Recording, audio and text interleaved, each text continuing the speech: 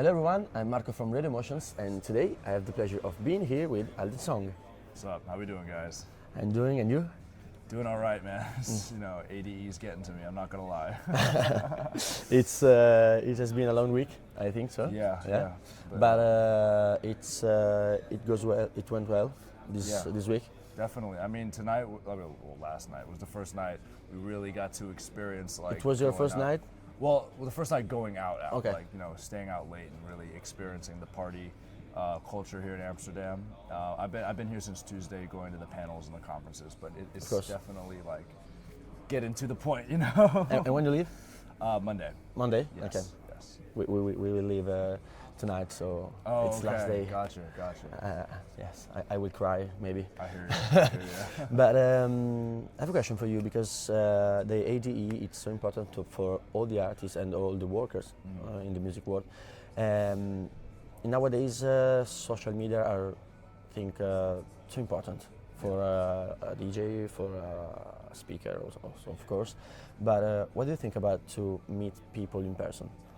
I'll tell you what, social media is good for certain things, but I feel like if you're there in person, you can really make like a lasting connection. I feel like, for me last night, I was meeting a lot of really cool DJs who are industry people and other people who run events and stuff. It's cool to, meet them in person because you can shake their hand and you can really showcase who you are instead of just being like something on a screen. So, you can feel the other person too, and 100%. And you can create some new connection, new works, and I think 100%, ADE it's the place to be and unique in its genre. Mm-hmm. And back in the days, how old are you? 19. 19. Yes. Yes. I'm 30 and I'm an old person. No, but 30's not old. No, 30's not old. But back in the days, when you understand that you could do this for the rest of your life, or Right. also for when you said, okay, now I do this as my job. Yeah, so I mean, I started when I was really young. I started DJing Yeah, I know. when I was 8 and And why? producing.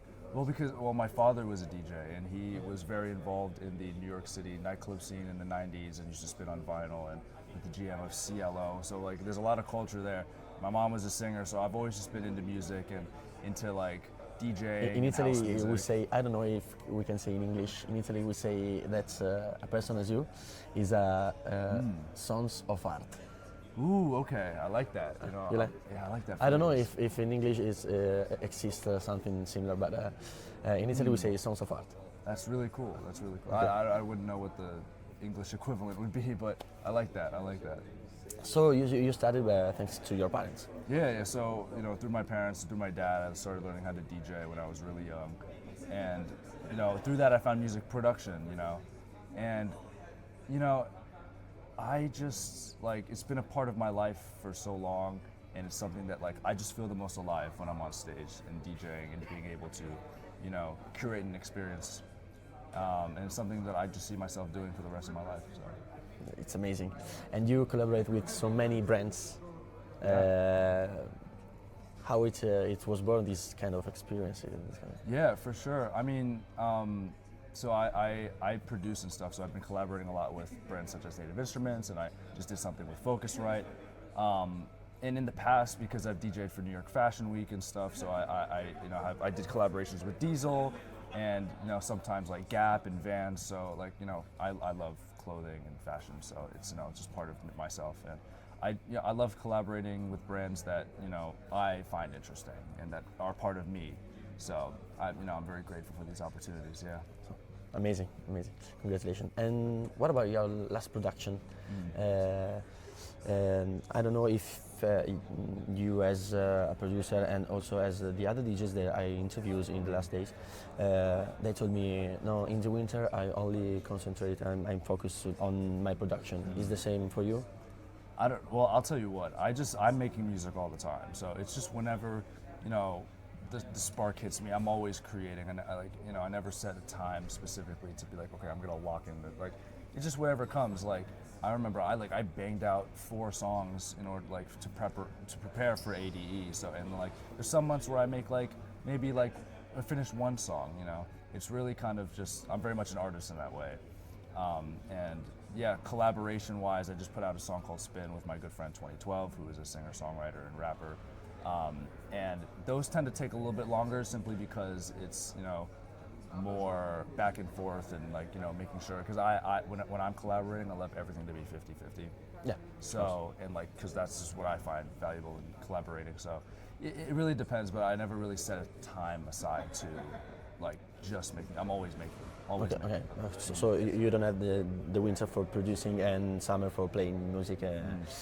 It's just whenever like things are happening. You Okay. know? Yeah. And in the next few days, you will have some parties, some shows here in Amsterdam. Sadly, I'm not playing this year. This is my first ADE, Okay. so I'm not playing this year. But I do have a big show coming up in LA on November 1st. So I'm going to be testing out a lot of the IDs that I've been writing, that I've prepped for ADE there for sure. The next year, of course, you will be there Next as a DJ. year, yes, yeah. yes. And we will be at your party, of Perfect. course. Listen, if you guys want backstage, like come. Like, Yeah, have fun. of course. Yes. And a question that I make to all the DJs, because I interview only DJs of maybe 30 years old. You are so young. You are the younger that I ever interviewed. Wow. And what do you think about the AI? You are born with the Right, technology, right. and maybe you have a different vision of that.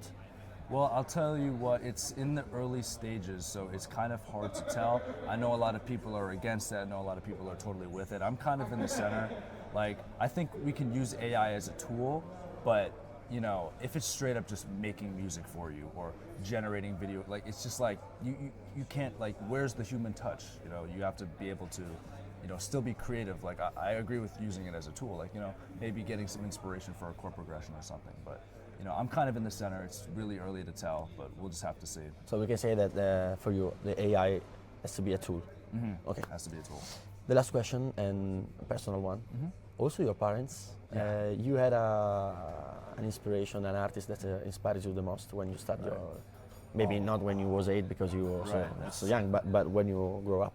Well, in the beginning, like when a big inspiration for me was definitely Martin Garrix. simply Yeah, also like, because he you started play when he was EDM. Yeah, I think like I do house now, right? But I started with Big Room and like kind of like the big festival-y stuff.